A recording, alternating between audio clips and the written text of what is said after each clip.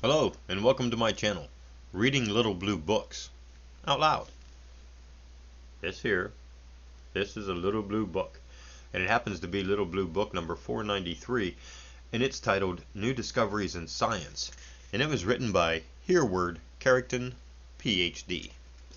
And this is part 4, and we left off at the top of page 34. Pardon me.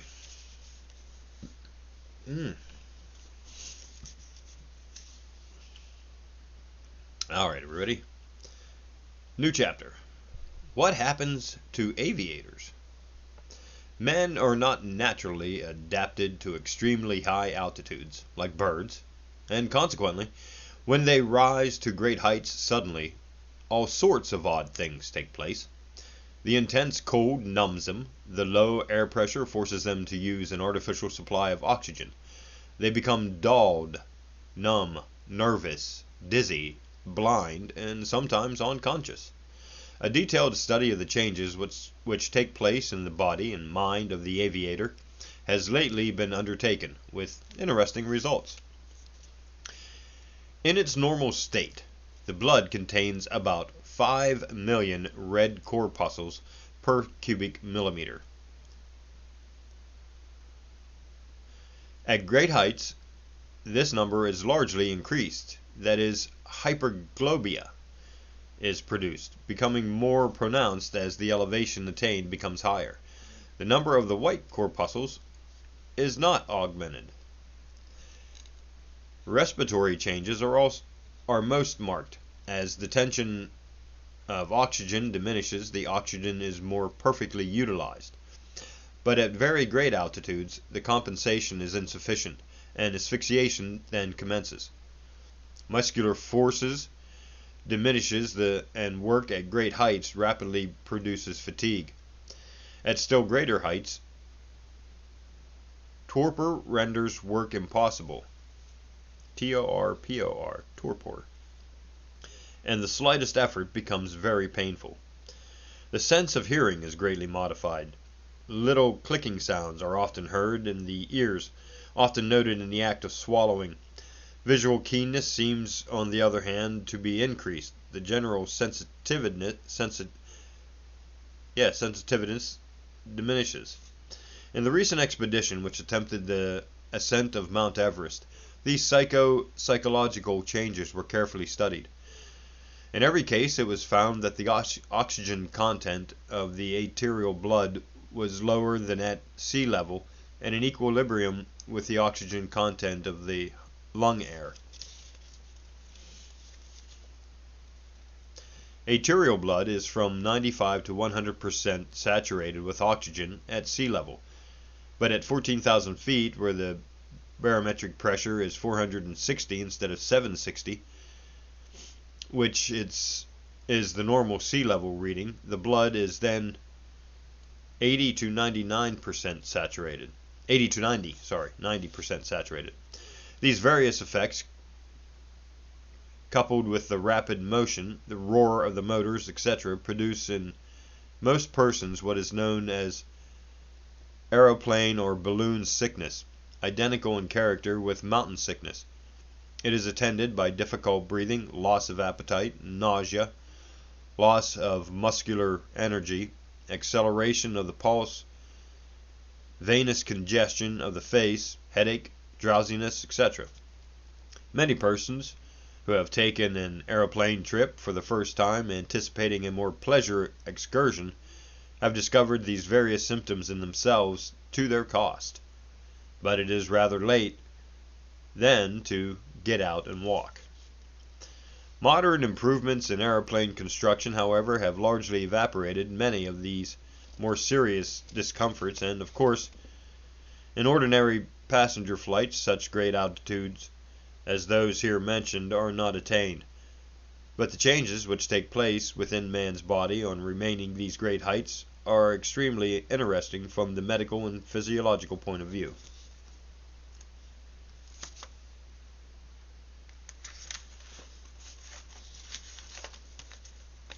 New chapter.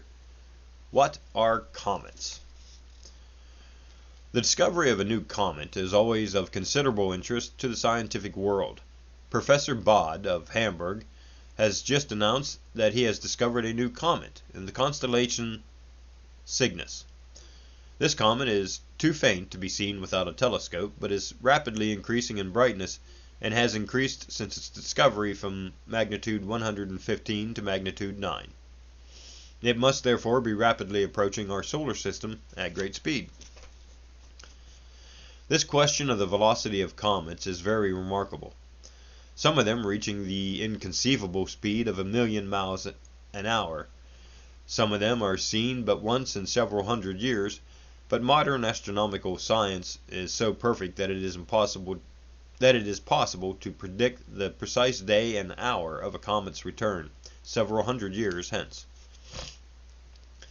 The comet is usually composed of three parts: the nucleus, the coma, and the tail. The nucleus is the bright center, which resembles a star in appearance. The coma is the luminous hood-like envelope by which the nucleus is covered. The tail of the comet is composed of luminous gas, which streams out from the coma, sometimes for many millions of miles. One interesting fact about comets has only been explained of late years due to the genius of Professor Arrhenius of Sweden. Pardon me.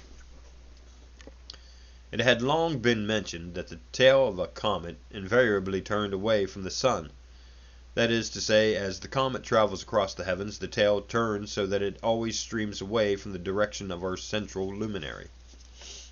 Why is this? The explanation is that the light rays coming from the sun exert a definite physical pressure, and this pressure is sufficient to push the gaseous particles exposing the comet's tail away from it, so that the tail is invariably seen to flow away from the sun. Comets invariably travel in an elliptical course.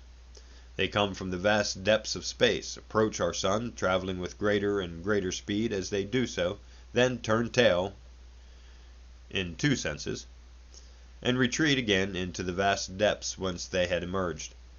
The size of the curve taken by the comet enables the astronomers to calculate the exact date of its return, once they have ascertained the speed with which the body is traveling. Comets bring home to us, perhaps more than any other astronomical phenomena, the relative brevity of human life. Some comets return but once in several thousand years. One such was noted a few years ago. When last seen by inhabitants on this earth, it must have been before the greatness of Greece and Rome, before the building of the pyramids and the civilization of ancient Egypt. When next it returns, civilizations now existing may have ceased to be. Continents may have been submerged. The whole fate and future of our race may have undergone a profound change. All this in but a single sweep of one body through the vast stretches of stellar space. Here's an interesting one. Is Mars inhabited? New chapter. Mars is our nearest neighbor, next to the moon, and the question as to whether or not life is possible upon its surface is of interest.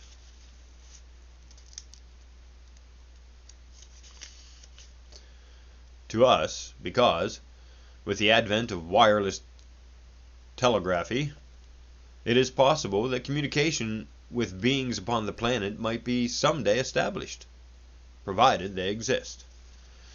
The so-called canals on Mars have long been the subject of popular debate. It has been proved that great fields of ice form at the north and south poles during the winter time. In spring, these ice fields melt, and in view of the scarcity of water on Mars, it has been suggested that the inhabitants of that planet have utilized the supply by constructing vast canals, which would conduct this water over the surface of their globe for the purpose of irrigation. It was, of course, pointed out that these canals would have to be miles in width, in order to be visible from our Earth. But to this it was replied that what is seen are not the canals themselves, but great stretches of vegetation, which exist on either side of the canals as water flows through them. The geometrical regularity of these markings seems to point to their construction by thinking beings. But it must be admitted that not all astronomers agree upon this point, and that many of them have been unable to see what others claim they have perceived clearly. The question as to whether living beings like ourselves could exist upon the surface of Mars, it is really part of a larger question, namely, is life possible at all upon its surface? Now we know that living bodies require water, a certain temperature, and a certain atmosphere in order to render their existence possible. Do these conditions exist upon Mars? Take first the question of temperature. Life is possible only between certain narrow limits. These are the freezing and boiling points of water. The mean annual temperature of our Earth is considerably above the freezing point of water, while the mean annual temperature on Mars falls below it. At the same time, the greatest summer heat is considerably above the freezing point, so that life would be possible at such times. If, therefore, the inhabitants of Mars have somehow learned to keep themselves warm during the long period of cold, it is possible that they might exist upon the surface. Water is extremely scarce upon Mars, being a smaller planet than ours.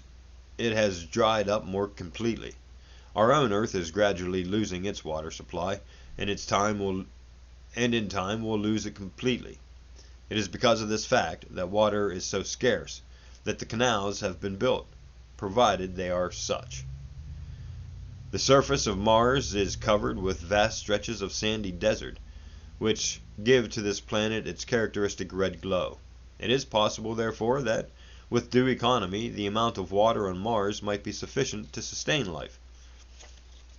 As its atmosphere, it is much deeper than that of our Earth, but might be of a character capable of supporting life. Scientifically, therefore, it is probable that life on Mars might be possible, and the question remains, is it a fact? Investigations which will be undertaken in 1924 may prove this to us, one way or another, decisively. Well, that sort of gives us an idea of the copyright of this book. Pre-1924.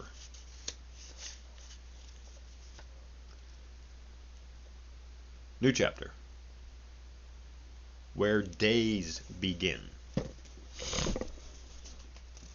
A day begins in any particular locality when the sun rises in that place. But officially, a day begins at precisely 12 o'clock, midnight, and lasts until midnight, 24 hours later, when the next day begins. But this is a shifting point, constantly moving as the Earth revolves on its axis, and it will be seen that this would be very unsatisfactory for official science, which would thus have no check, so to speak, as to where any particular day actually begins. In order to establish this, what is known as an official date line has been fixed, which is the international standard for the beginning of each new day. Pardon me. The meridian, Pardon me. The meridian running through Greenwich, London, is accepted as the standard meridian. Meridians east and west of this are drawn upon the maps, and marked so many degrees east or west as the case may be. The 180th meridian, halfway around the globe, fortunately falls about the middle of the Pacific Ocean, where there is no land, and thus has been settled upon as the International Dateline.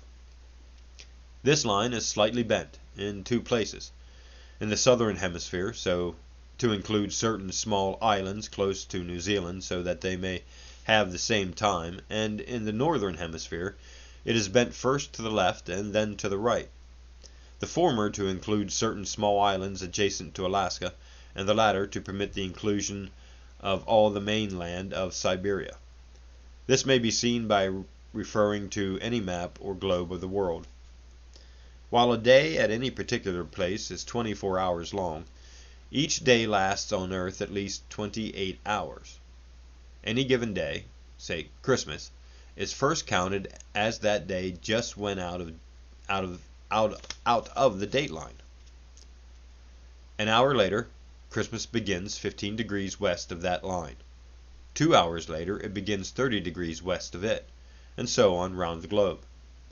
The people just west of the dateline, who first hailed Christmas, have enjoyed 12 hours of it when it first reaches England, 8 hours of it when it begins in central United States, and 24 hours of it, or a whole day, when it begins in western Alaska, just east of the dateline. Christmas, then, has existed 24 hours on the globe, but, having just begun in western Alaska, it will tarry 24 hours longer among mankind, making 48 hours that the day blesses the earth. If the dateline followed the meridian, 180 degrees, without any variation, the total duration of the day would be exactly 24 hours, as just explained. But this line is quite irregular, as shown on the map. Because of the irregularity of the dateline and the same day lasts somewhere on Earth about 49 hours. Suppose we start at Cape Deshnev, Siberia, longitude 169 degrees west, a moment after midnight on the 3rd of July. The 4th of July has begun, and, as midnight sweeps round westward, successive places see the beginning of this day. When it is the 5th in London, it has begun the 4th in Cape Deshnev, 12 hours and 44 minutes. When the glorious day arrives in New York, it has been 17 hours and 44 minutes since it began.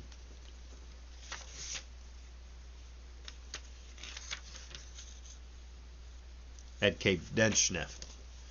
When it reaches our utmost western point on this continent, Attu Island, 173 degrees east, it has been 25 hours and 20 minutes since it began at Cape Deshnev. Since it will tarry 24 hours at Attu Island, 49 hours and 12 minutes will have elapsed since the beginning of the day until the moment when all places on Earth cease to count it that day. Portions of 3 days exist in the same time between 11:30 o'clock a.m. and 12:30 p.m. London time. When it is Monday noon at London, Tuesday has begun at Cape Deshnev, but Monday morning has not yet dawned at Attu Island. Nearly half an hour of Sunday still remains there. That made my head hurt. New chapter. How you can see your own brain. Reader, have you a brain? I suppose so. If so, you can be made, apparently, to see it by the following little experiment, which you can try for yourself, with no more complicated apparatus than a lighted candle, a black cloth, and a dark room. Secure a piece of black cloth about 3 feet square and pin it onto a wall at such a height that its lowest edge is about on a level with your eyes. When seated or standing, as the case may be, the cloth should be smooth and free from wrinkles. The room should be completely darkened, and a lighted candle should be provided. The experimenter should then take up his position about 3 feet from the black cloth, and, while keeping the head level and the chin down, he should elevate the eyes to an angle of about 45 degrees, so that he is now looking at the center of the black cloth. Pardon me. While holding the head and eyes in this position, the lighted candle should be held at a distance of about 6 inches from the nose. That is to say, the flame of the candle should be about this distance. How far? About 6 inches. About that far.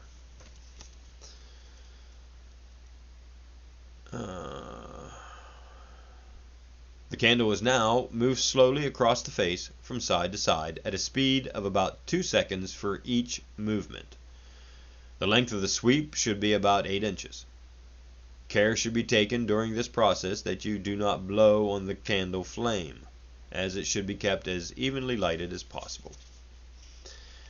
If these instructions have been carried out accurately, and the head kept well down with the eyes turned up, the experimenter will see slowly forming before him in space what appears to be a phantom image of his own brain. On a pinkish-gray background, he will begin to see innumerable tiny veins resembling those seen in the leaf of a tree. These are usually black in color and ramify in all different directions unequally. As soon as this image begins to form, the experimenter should keep his eyes fixed upon it, without allowing his eyes to waver in the least. This black ramifying network consists really of the blood vessels, which are seen against the lighter background. It should be noted that only the experimenter himself can see this effect, and that other persons in the room cannot see anything until they try the experiment for themselves. Practically everyone can see it, however, if he will but follow out the directions carefully. So somebody try that. Let me know how it worked in the comments, because I'm not going to try it. I'm just a guy reading a book. This is, of course, merely an optical illusion. The sight seems to be turned inward instead of outward for the time being. Nothing exists objectively in space. It is merely an hallucination, but it is one which corresponds with the inner structure of the eyes and brain. It has, of course, been claimed that what is really seen is not the brain itself, but the retina of the rear of the eyeball. It is this which the light of the candle illuminates, and which is actually perceived in the above experiment. As a practical stunt for parties, however, it is much more interesting to think that the brain itself is seen in this matter. And, in fact, what is perceived does very closely resemble the convulsions of the human brain. Try it for yourself, and see if you do not obtain an interesting result. Okay, I think we'll stop there. And that's the end of part 4. And we'll see you in part 5. Thanks for watching.